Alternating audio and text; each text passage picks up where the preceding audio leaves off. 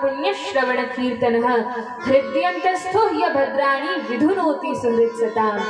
भगवान की कथा ऐसी पवित्र करने वाली है कि जो मनुष्य इस कथा को, राम कथा को, भागवत कथा को, हरि कथा को, भक्तमाल की कथा को अपने कानों से श्रवण करता है तो कानों के माध्यम से यह कथा हृदय में प्रवेश करती है।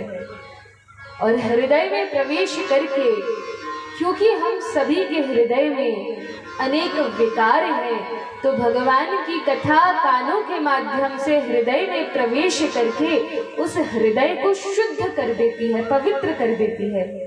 क्योंकि भगवान तो उसी स्थान पर बैठते हैं जो स्थान पवित्र होता है, शुद्ध होता है। हम कहीं पर भी भगवान की स्थापना करते हैं, कथा कीर्तन कुछ भी धार्मिक आयोजन करते हैं, तो पहले उस स्थान को स्वच्छ करते हैं कि नहीं? पहले उसकी सफाई करते हैं, पवित्र करते हैं, धोते हैं, लीपते हैं, उसके बाद भगवान की स्थापना करते हैं या कोई पवित्र कार्य करते हैं। उसी प्रकार से यदि हमारे हृदय विहारी को, अवध बिहारी को यदि हृदय विहारी बनाना है तो पहले उस हृदय को शुद्ध तो करना पड़ेगा। और शुद्ध कैसे होगा? हम जल से, झाड़ू पोछा से तो अपने हृदय को स्वच्छ नहीं कर सकते, फिर क्या करेंगे? तो कहा ये कथा ही एक माध्यम है, इसको जब ध्यान पूर्वक सुनेंगे तब ही हृदय पवित्र होगा, निर्मल होगा। और उसमें अवध बिहारी भगवान जनक नंदिनी सीता जी के साथ आकर विराजमान होंगे।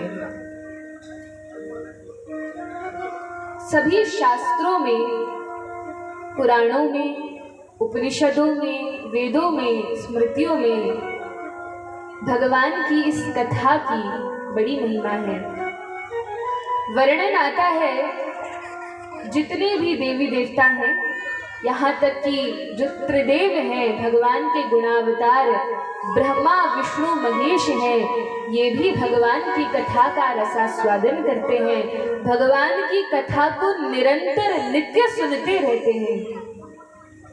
आगे कथा में हम श्रवण करेंगे किस प्रकार से ब्रह्मा जी भगवान की इस कथा को सुनते हैं।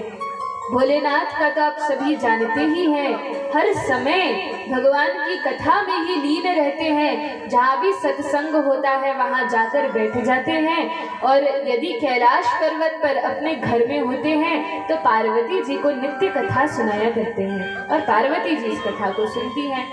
ब्रह्मा जी भी इस कथा को सुनते हैं और यहाँ तक कि भगवान विष्णु भी वैकुंठ में बैठकर इस कथा का रसास्वादन करते हैं। वर्णन आता है लक्ष्मी जी भगवान को कथा सुनाती हैं, तब 2 महीने भगवान की कथा चलती है। और जब भगवान विष्णु लक्ष्मी जी को कथा सुनाते हैं तो 1 महीने कथा चलती है। बारी बारी से दोनों की बारी आती है और यह कथा वैकुंठ में भी नित्य निरंतर चलती रहती है। तो वैकुंठ में भी बड़ा भाग्य है, ब्रह्मलोक में भी यह कथा चलती है, कैलाश में भी कथा चलती है। और यह पृथ्वी तो धन्याति धन्य है कि यहाँ तो हर एक क्षेत्र में, पुण्य क्षेत्र में, तीर्थ स्थल में, धाम में, अन्य क्षेत्रों में भी भगवान की पावन कथा की गंगा बहती ही रहती है। अब बात आती है कि इस कथा को सुनने सुनाने के अधिकारी कौन है, कौन लायक है कि इस कथा को श्रवण कर सके और इस कथा को सुना सके। तो वर्णन है व्यासोच्छिष्टम जगत सर्वम, जो कुछ भी इस जगत में है सभी कुछ व्यास देव द्वारा, जो पूर्वाचार्य है वाल्मीकि आदि द्वारा पहले से ही लिखा गया है, बोला गया है, सुनाया गया है। हम सभी तो आचार्यों ने, भक्तों ने पहले जिस कथा का श्रवण पान किया है, जिसको सुना और सुनाया है, उसी की पुनरावृत्ति करते हैं और उससे ही हम सभी का कल्याण हो जाता है।